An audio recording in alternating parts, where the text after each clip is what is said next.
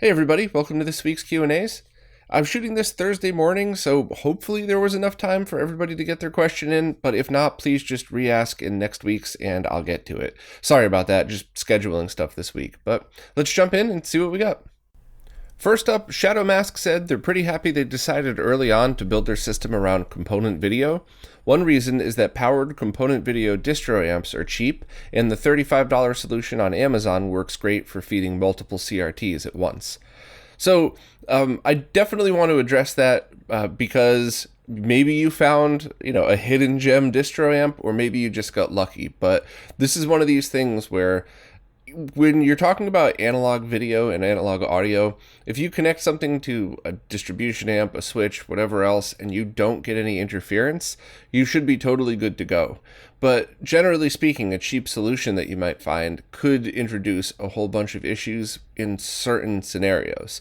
So it's my personal opinion that $35 from something that you could buy from Amazon is a worthy investment, because even if it all ends up junk and you're past the return period, it's still something you could probably use and you didn't break the bank doing it. But generally speaking, I would just recommend that people be careful buying cheap equipment, especially stuff that's still out there and new, as opposed to getting high-end older equipment used on eBay. I think there's equal amount of a chance of a good and bad experience on both, because brand new equipment might just be made with newer parts and would last longer, or potentially the higher end stuff that's awesome from 15-20 years ago might need new capacitors or something now. So I think it's just a gamble either way, but I'm really happy to hear that your whole setup ended up working out for you. And, as long as it's a powered distribution amp, which you said it was, then it's totally safe to hook up to multiple CRTs.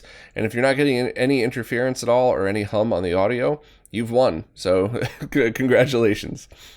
MTT-MCC said they recently picked up an OpenMVS and they're absolutely blown away by the quality. That said, they would love to move from a 3D printed shell to something more premium looking. Do I know of any projects to create compatible console shells that are a little more high end? So I have two answers. One is yes, I'm kind of aware of something that's in the works. It might be exactly what you're looking for, but it's minimum 3 months away, but it's probably going to be a little more than that. I might do an interest check with people just to see, but I don't want to talk too much about it until I'm confirmed that it could definitely happen, because I don't want to get people's hopes up. I don't want the creator getting harassed by a bunch of very excited Neo Geo fans who really want this thing that doesn't quite exist yet. So I think exactly what you're looking for is coming fairly soon, but just in case it's not, I want to talk about the other alternatives to this. The first one is, of course, because this is based off of an MV1C motherboard, you could just get any custom Neo Geo case, and then you might have to customize where the port and the power jack go in, but overall, it should be very doable, and there's a bunch of very cool options out there. But because of your question, I'm guessing that you're going to want something more console focused and not something that looks like an arcade board, because I love the look of those metal arcade cases. I love all of the unique designs. But when I was talking with Avram about how much I liked his OpenMVS case, it was because it felt like an AES, but a little different. So I'm assuming that's not what you want, because that's when most people see the OpenMVS, that's what their eyes go to is, oh, it looks like a console, not an arcade board. Totally preference-based, do whichever you'd like, of course. So on the other side of that, there are two things that have been discussed. The first was doing full injection molding, but then you run into the same exact problem that Retro Game Restore runs into, in that to make the tools to do injection molding cost the same whether you make 10 or whether you make 10,000 or whether you make 50,000, which is why those shells are so expensive. And I think we would run into a much worse problem here, because I don't know that there's 500 people that own an OpenMVS. So the minimum price, I would guess, would be minimum like $250 to make that happen. So I don't really know if that's something people would think is worth doing. Then there's still the whole matter of making it happen and making sure that everything goes through. So I don't think that's very likely, unless somebody wanted to fund it or somebody wanted to just step up and start taking interest checks. But getting 500 of anything is a pretty challenging feat.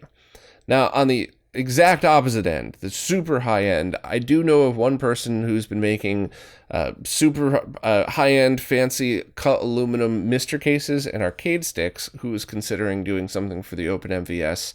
But that's a lot. I think that's going to be over $500 just for the case.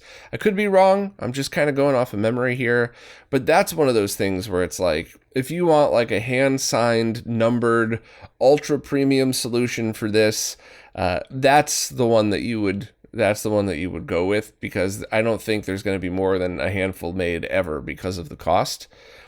But overall, my answer to you would be, since you already have something that's functional, just try and sit tight for a little bit.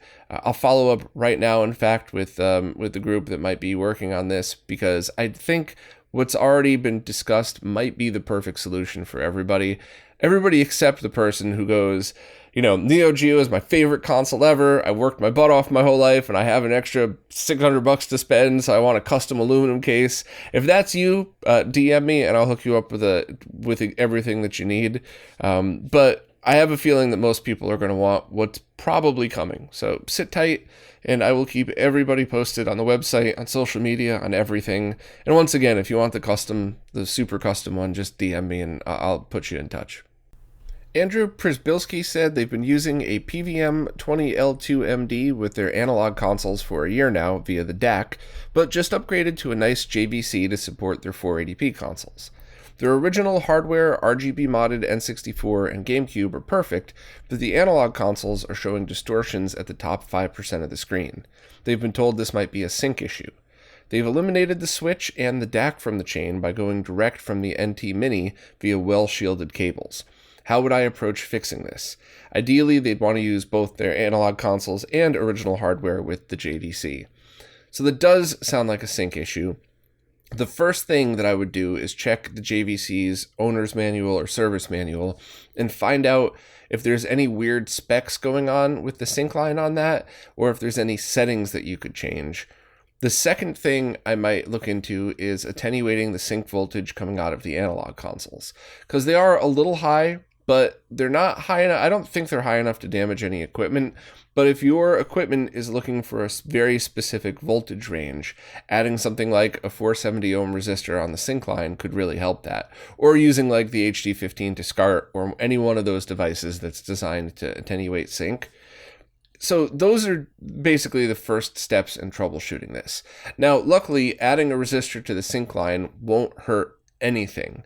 So the worst thing that could happen is if you add that resistor, you plug it into your monitor, and you don't get sync at all, then, you don't need the resistor. But it's not like the opposite. It's not like if you plug a high voltage sync into something and, where you could potentially cause some damage. I mean, running a monitor without any sync isn't good, but just plugging it in and turning it on to test, not a big deal at all. So I would definitely look into any sync settings. Double check the specs to make sure there isn't anything weird that's needed, and try adding a resistor.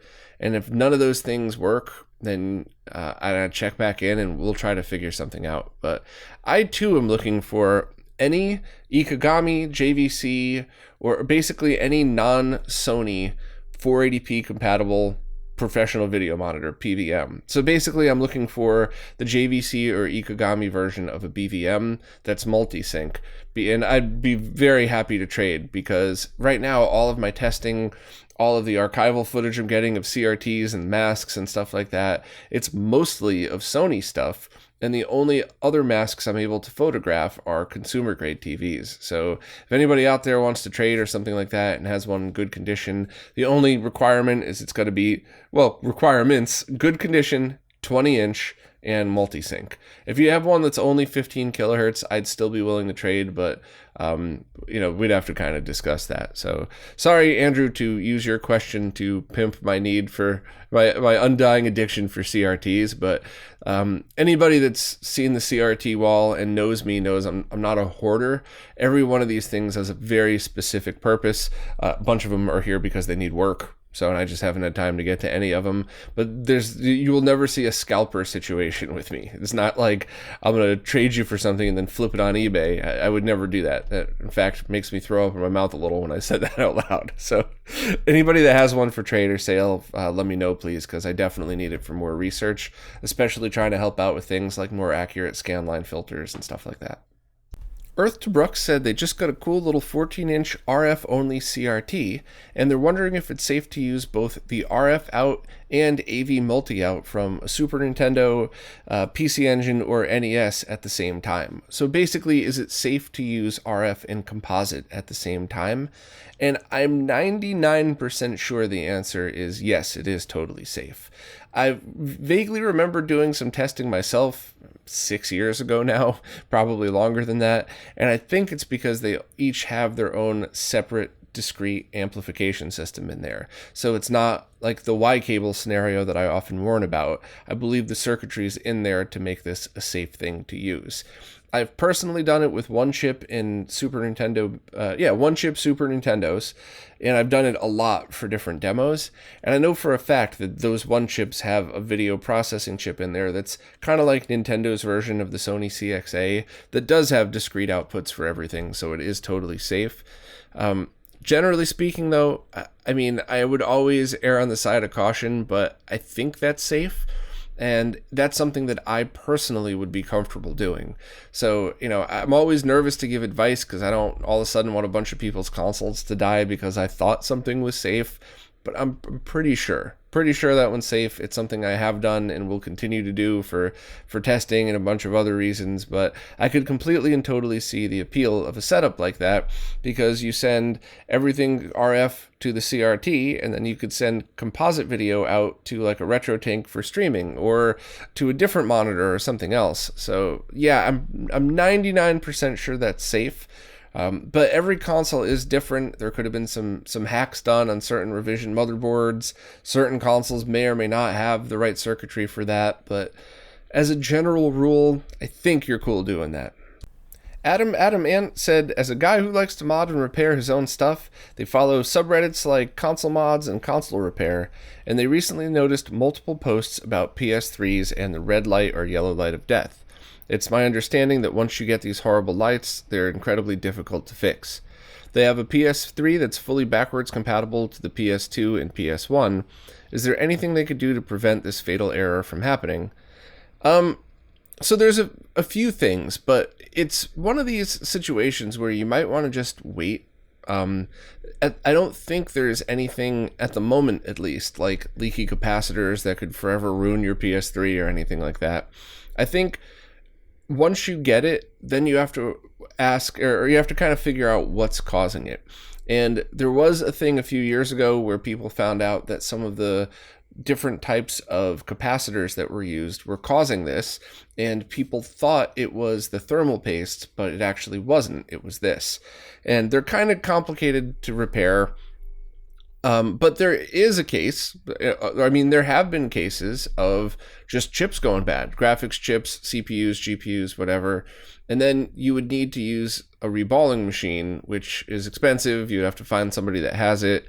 So, you could, if you really wanted to, find somebody who already has all of this equipment, who does this on a regular basis, because this is not a one-off mod type of thing. And you could have them disassemble the whole PS3, replace the capacitors that they know are going to be problematic with tantalums.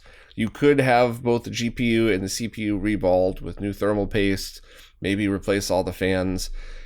But I don't think I would. I don't think we're there yet where you want to start doing preventative maintenance. I think I would just make sure everything's clean.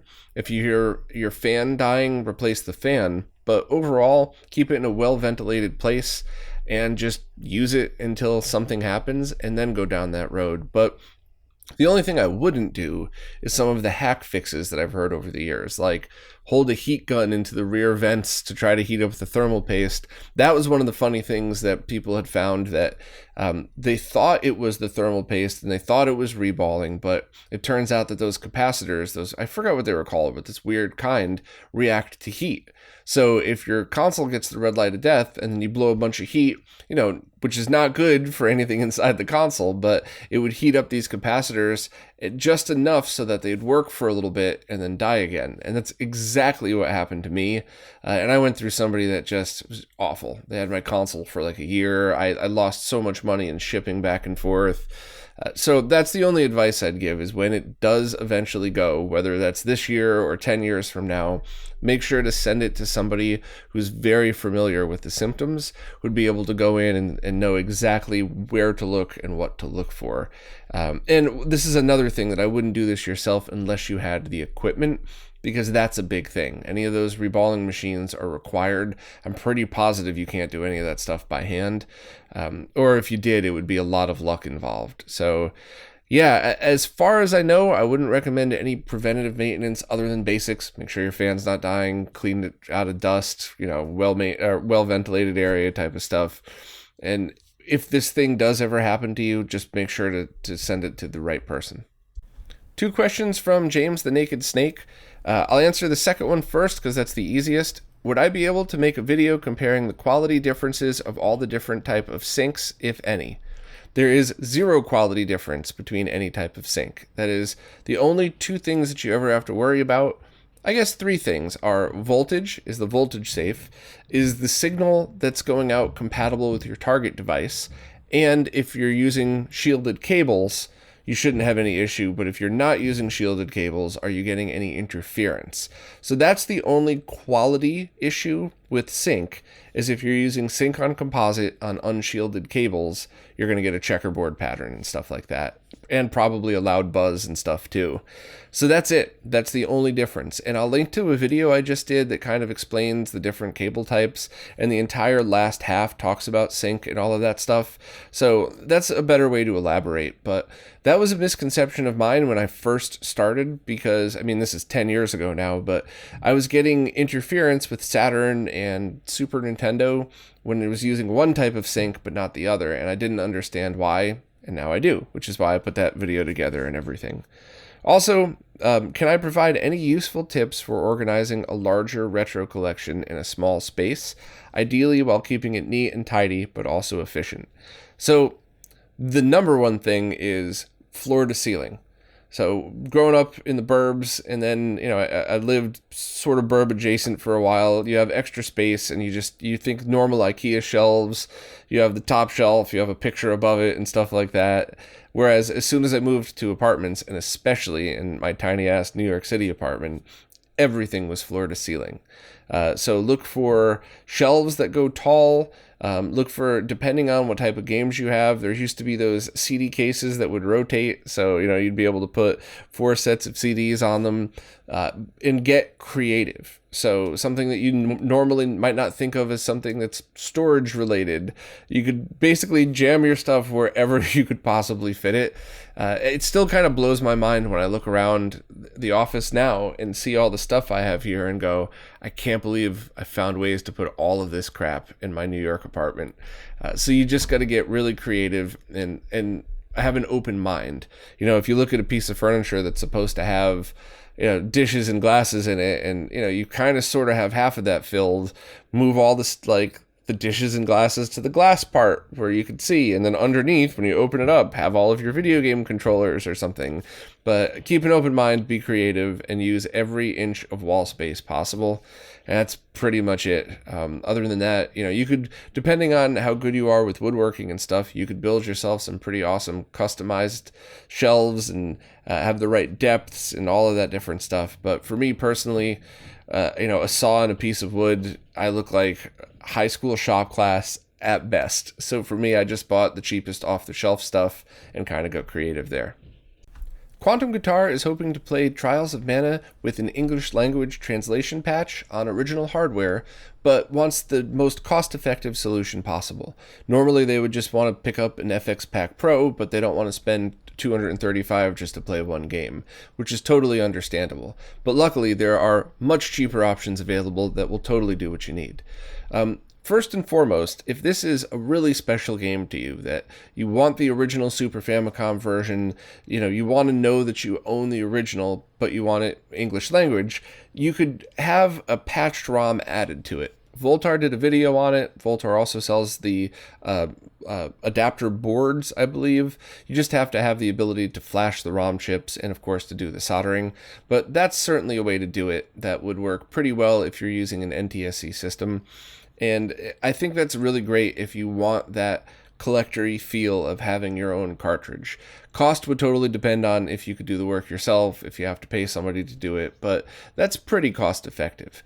However, if you ever plan on doing more than one patch or just want the ability to have a ROM cart, you don't need to go out and get an FX Pack Pro. There are two from Crix available that I'll link to, one of which doesn't support any special chips whatsoever. It just plays the basic SNES games, which is most of them. And I'm pretty sure that Trials of Mana or Seiken Densetsu 3, I'm probably saying that wrong, but I'm pretty sure that that is not a special chip game. Please double and triple check. But if that's the case, for like under $70, you can get a ROM cart that plays that, as well as everything that doesn't have a special chip in it. The other good news is Crix's latest version of the Super EverDrive supports some special chips. So I'll leave a link, choose whichever one works for you, but there's some really cost-effective, good options available for you. So, it's rare I get a question that has such an easy and awesome answer, so I'm happy to answer this one. Yes, for under $100, you could do exactly this, and you just need to choose if you want under $100 solution that could play multiple things, or an under $100 solution, not including the original game, of course. I don't know how much those cost, but an under $100 solution that takes the original game and turns it into an English language version that you could always kind of have as a collector's item. So totally up to you, but check the links, please, and you should have everything you need. The Remora just purchased a Datapath Vision E1 capture card and was wondering if I had any recommendations for getting video from an Extron Crosspoint into it. Yeah, this is a super easy one. All you need is a BNC to DVI analog cable, which I'll leave links to. I'm sure I'll be able to find some, but that's it, and that covers everything. So it's a 5 BNC cable, so you have RGB HV, which means if you send any VGA signals, that'll work. Because the cables are already there, and a standard RGBS 15 kilohertz video signal will also pass through. And because the Extron crosspoints raise the voltage, this is one of the times where it's a good thing. You don't have to worry at all, because that's exactly what the Datapath Visions are designed to handle. So unlike SCART equipment, where you would always want a resistor on the sync line, it's the opposite. You don't want a resistor on the sync line going into the Datapath Vision. And of course, component video YPBPR only uses the RGB lines, so they're all right there. So with this one cable, you plug everything in, you get VGA, RGB, and component video. The only things you would have to worry about is in the Vision software. You need to change the color space to match, which is just a drop-down menu. And whenever I switched between RGB and component, there was a delay. Now, not like a constant delay, but I'm using RGB and then I switch over to HD Retrovision cables and I turn on the console. It takes like 30 seconds for the card to realize, oh wait, it's component video now, and switch over. I don't know if everybody's does this. Maybe my computer is just weird or something, but that's the only other thing is just, make sure you're patient about that. But that's all you need is the cable. The only thing that you would have to worry about is a low pass filter. So if you're using HD Retrovision cables, that's not an issue. If your console has it built in, it's not a problem. But if you're just going direct, then you would still get a little bit of interference unless you did something like oversampling, which I did a whole video on that as well. So maybe I'll leave a link to cables and the oversampling video in case you're interested. But yeah, it's an easy one. You should be able to get that pretty cheap all set up. Kelv SYC wants to know if I've ever played retro games, meaning RGBS, on a Mac monitor, whether it's something that has the DA15 input port or the DE15, or maybe even a more contemporary monitor. I have not. And I've heard of people that did, because a friend of mine gave me a CRT based Mac last year. It was just laying around, so I just grabbed it, and I was kind of hoping to turn that into a VGA monitor or something. And I looked into it. There were different ways to get it done, but I just decided I have so many other CRTs, I was going to give that to a friend. So I've never messed with that at all. But the question is, what signals do they accept? So if it's something that could accept a 15 kilohertz signal and it's standard RGBS voltages, you should only need a pin connector to get that to work. But many of these monitors only had the power supplies for 480p and up, 31 kilohertz or higher. And if that was the case, you would have to treat it as if it was a standard VGA CRT monitor and put a scaler through it, or direct Dreamcast. But there's also the question of, is there a signal difference? Are different Mac monitors different between models? So, some are just VGA monitors with a different connector, others are different. And I really don't know. I don't know much about those at all. So if anybody has any thoughts, please chime in the comments. But overall, it's just not something I've had any experience with and can't really give any advice. Sorry. A couple of questions from Jason Guffey. First, do I think any of the 16:9 ROM hacks for games like Super Mario World or Super Metroid would ever be playable on real hardware? And I think the answer is no, because I think that these ROM hacks are opening up the amount of playable space using a bunch of tricks that couldn't be done on original hardware. Now, what could potentially be done on original hardware is the same thing that Saturn and Dreamcast and N64 do, where they take the same exact resolution game. So, let's say just 320 by 240. Yeah, I know, there's a bunch of different resolutions, but let's just stick with that. So you have a square image at 320 by 240, or you could still have that same resolution, but you could format the characters so that they need to be stretched, so that when you manually set your TV to 16:9 mode, everything is the correct aspect ratio, but there's the same amount of detail that would have been in there as if it were square. So you lose a little bit of sharpness and you lose a bit of detail, but you do fill out the screen.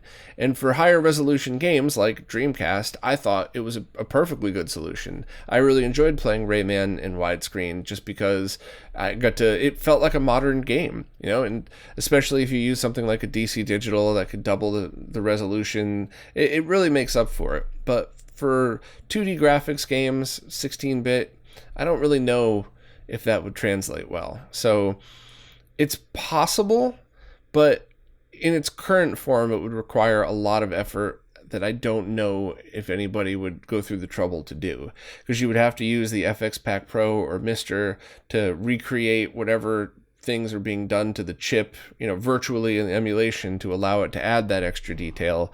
So that'd be a tremendous amount of work, and I'm not really sure if that's something people would put the effort into at this point. So I'm going to guess no, but who knows? There's some really smart people out there.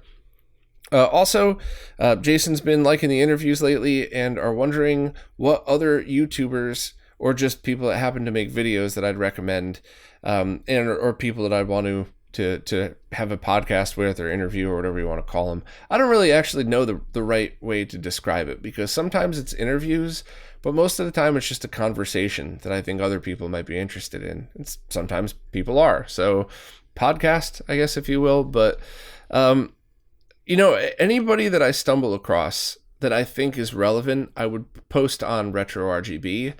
There's a ton of stuff that I don't always find relevant exactly to what RetroRGB does that I do like to talk about and promote. And those are the things that I usually retweet or anything like that. And, it's hard because I can't really remember off the top of my head. I'm sure as soon as this video goes up, I'm going to remember a whole bunch of people. But basically anybody that I promote on RetroRGB is a channel that does good work that I think are really deserving of being promoted. There's a bunch of people that I've only promoted a few of their videos only because of lack of time. There's no other reason that I didn't write a post about it other than I just don't have the time to do it to write every time I find a cool video. But stuff like Summoning Salt, I'm sure everybody's probably heard of them. They do the speedrunning videos. I did enjoy those. They're a bit on the longer side, so you have to be into that type of content. Sometimes I'm in the mood, sometimes I'm not. But, that's a good question. If I remember, I'll drop some links in the chat. But it's basically just, it's stuff that I would feel comfortable retweeting because I always share things that I think are cool, but maybe not a perfect fit for RetroRGB. So yeah, that's a tough one. It's a tough one to remember off the top of my head. I actually don't watch that much YouTube. I know it kind of seems weird because I should pay more attention to something that I'm a part of, but I just don't have time for anything extra. And when I do, I usually want to watch or do something the opposite of what I've been doing for the past 12 to 14 hours. So I'll just watch a Netflix thing that's not at all related to gaming. So, but yeah, I mean, hopefully my goal is to keep doing like a podcast a week. So 3 guaranteed videos, a podcast on Monday, so you could listen to it on your way to work, commuting, whatever else. The weekly on Wednesday, and of course these Q&As on Friday. And I'm gonna see how this upcoming higher production video goes, because it's an entire week's worth of work on top of another week's worth of work, and I just don't get the views that really justify putting all that in. So I think I might be moving to more of the podcast side and less of the fancy video side, just because I like doing them, and I really like reading comments like, oh, thank you, this helped me, I didn't understand it until I watched this. Those all really make it worthwhile, but at the end of the day, like I gotta just pick what's best for the channel and myself overall, because it's really killing me trying to do everything, and I'm just not getting the views and the response that justify a 40, 50, 60 hour video. So we'll see. But the podcasts don't take as much time. I love doing them. And if people don't get bored of them, I will definitely keep doing it.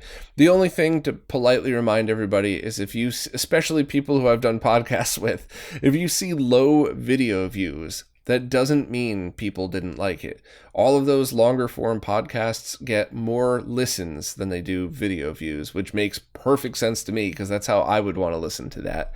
So a polite note to anybody: if you've done a podcast interview with me, or if we have one planned and you only see like 1,000 views, don't think that everybody hated it. It's just because everybody's listening, not watching, which makes perfect sense.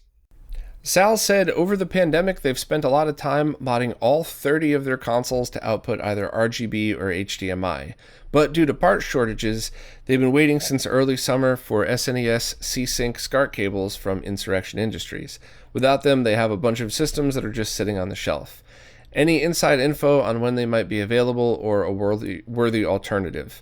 I link to all of the cables that I trust on the website.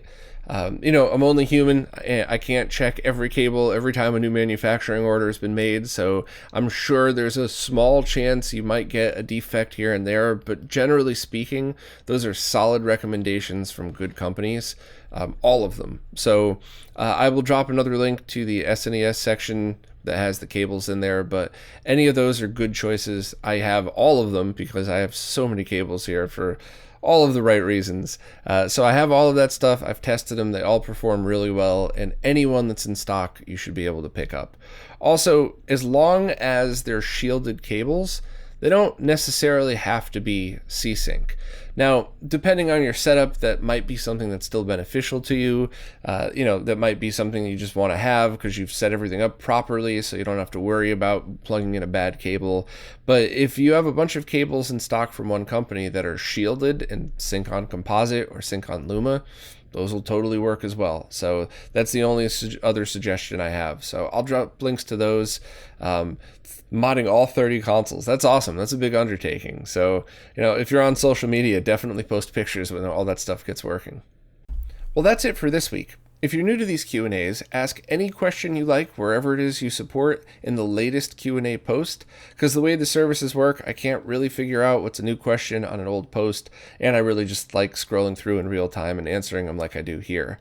Also, any of the support services I'm signed up for at the moment, the monthly ones, YouTube, Patreon, and Floatplane, any of those are cool for questions. It just so happens that the past few weeks they've only been on Patreon, but everybody's welcome. So, as always, thank you so much for your support. It's what's keeping all of this stuff going. I really appreciate it, and I will see you next week.